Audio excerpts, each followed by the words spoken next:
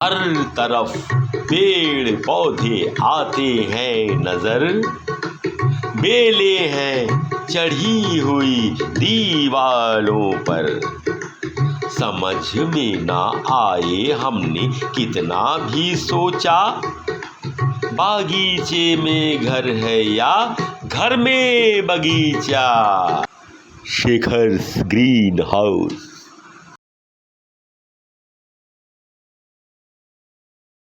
नमस्कार, हम green house में हैं, आगरा का एक ऐसा स्थल जहां हर ओर ग्रीनरी है।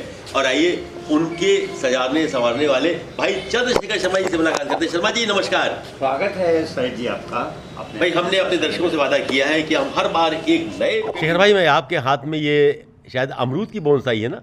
जी हाँ, तो कुछ बताएंगे इसके बारे में? अमरूद एक ऐसा फल है जो कि कई प्रकार से स्वास्थ्य के लिए काम करता है। अमर फल कहलाता है। और ये उत्तर प्रदेश में और राजस्थान के पिछड़े वाले पार्ट में जो यूपी से लगा हुआ है बहुतायत में पैदा होता है। शेखर भाई बताते हैं कि ये कुछ मीठा सा, कभी कभी खट्टा भी होता है और कभी कभी थोड़ा सा ऐसा स्वाद होता है जो न खट्टा होता ना मीठा। अमरूद, जिसे सीडियम वायवा कहा जाता है, ये बेसिकली वेस्ट इंडीज़ की फसल है जो 17वीं शताब्दी में भारत आया था।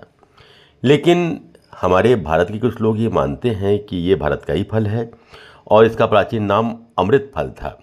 बहरहाल जो भी हो, लेकिन अमरूद सचमुच जाड़े की एक ऐसी मेवा है जिसमें बहुत सारी खूबियाँ छुपी हुई हैं। अब चाहे वो इलाहाबादी सफ़ेदा हो या लाल गूदे वाला हो या चित्तीदार हो या करेला हो या बेदाना हो या अमरूद सेब हो, हर प्रकार का अमरूद एक तरफ तो खाने में मज़ा देता ही देता है, लेकिन साथ साथ इसके औषधीय गुण भी बहुत ज़्यादा हैं। साथ साथ विटामिन सी की तो भरमार है इसमें। विटामिन ए, विटामिन बी, लोहा, चूना, फास्फोरस, सबका खजाना है ये फल। और एक बात बताऊं, ये फूलता तो वर्षा में है लेकिन फल जाड़े में देता है। और एक पेड़ आराम से 30 वर्ष तक चलता है और हर वर्ष कम से कम 500-600 फल तो देता ही देता है। और एक और ख़ास बात, कीड़े या रोग भी इसे जल्दी प्रभावित नहीं कर पाते। अब अगर इसके औषधीय गुणों की बात करें तो दंत रोगों के लिए रामबाण है। केवल ये फल नहीं बल्कि इसके पत्ते और इसकी छाल तक बहुत ज़्यादा मुफीद है। अब माताओं में ये दूध बढ़ाता है, मल को रोकता है, शुक्राणु बढ़ाता है, मस्तिष्क को सबल करता है, प्यास को शांत करता है, हृदय को बल देता है, पेट साफ करता है और कफ निकालता है। अब आप एक कच्चा हरा अमरूद लीजिए और सुबह सुबह सूर्योदय से पहले इसे पीसकर अगर आप अपने मस्तक पर लेप करें तो सरदर्द में लाभ होना ही होना है। अब बहुत पुराना ज़ुकाम है, जकड़ा हुआ, तो इसके लिए एक बड़ा सा अमरूद लीजिए, उसके बीज निकाल दीजिए और इसको जो है खिला करके पानी पिला दीजिए और नाक थोड़ी देर के लिए बंद कर दीजिए। देखिए कैसे जो जमा हुआ कफ है ना, निकलना शुरू कर देगा। इसी प्रकार सूखी खांसी हो तो इसको सुबह खाइए और इसके पत्तों का रस भी सूखी खांसी में बहुत फ़ायदा करता है। फिर बात आती है दांतों की। दांतों में अगर दर्द हो रहा हो तो इसके पत्तों का काढ़ा पीजिए, दर्द दूर हो जाएगा। उल्टी भी रोकता है और अगर पत्तों में कत्था मिलाकर चबाएं तो मुंह के छाले ठीक हो जाते हैं। और इसकी चटनी वाह वाह वाह, स्वादिष्ट तो होती है, साथ साथ हृदय विकार में भी लाभप्रद है। काली मिर्च, थोड़ा सा काला नमक और अदरक के साथ अगर आप नाश्ते में अमरूद लें तो ये बदहजमी, खट्टी डकारें, पेट फूलना, कब्ज़, इन सब में फ़ायदा देता है। और कब्ज़ में तो इसका मुरब्बा भी लाभ देता है। ये शरीर में ठंडक लाता है। एक और बात, रक्त में अगर हीमोग्लोबिन कम हो गया हो तो अमरूद खाइए, बढ़ जाएगा। फिर अगर मुख से दुर्गंध आती हो, इसके पत्ते चबाइए, साथ साथ त्वचा की गंदगी भी दूर हो जाती है। और फिर खूनी बवासीर में 5 से 10 ग्राम अमरूद की छाल का चूर्ण ले लीजिए और इसी का काढ़ा बना के पी लीजिए।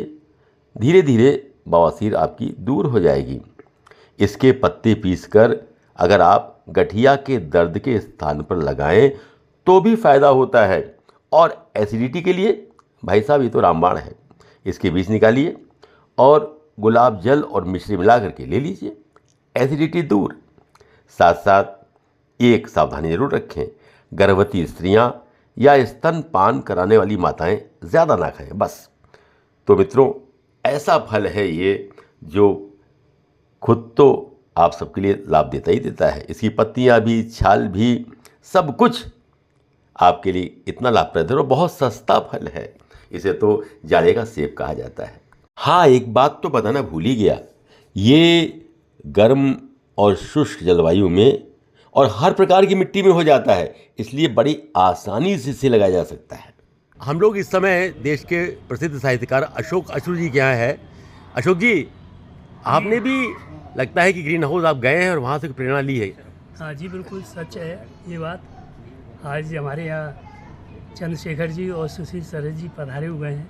चंद्रशेखर जी जो ग्रीन हाउस के कर्ता धर्ता हैं, जिन्होंने एक अपने मकान के अंदर पूरा उपवन सजा लिया है, तरह तरह के फूल, तरह तरह के पौधे।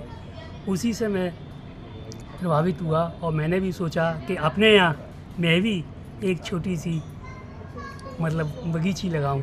और उसी बगीची का परिणाम है कि देखिए मेरे यहाँ ये चारों तरफ जो वृक्ष लगे हुए हैं, पौधे लगे हुए हैं, फूल लगे हुए हैं। ये सदाबहार है जो मधुमेह के लिए काम आता है, गुल मेहंदी है, रात की रानी है। तो इस तरह से विभिन्न पौधे हैं। इस सब का श्रेय चंद्रशेखर जी और इनके ग्रीन हाउस को जाता है। आज ये हमारे निवास पर आए, आज हमारी बगीची का इन्होंने अवलोकन किया, इसके लिए मैं इन्हें बहुत बहुत धन्यवाद देता हूँ और बहुत आभारी हूँ। धन्यवाद चाहते हैं तो हमारे चंद्रशेखर शर्मा जी से मिल लीजिए, जिनका फ़ोन नंबर हम आपको दे रहे हैं। धन्यवाद। अगले सप्ताह फिर मुलाकात होगी।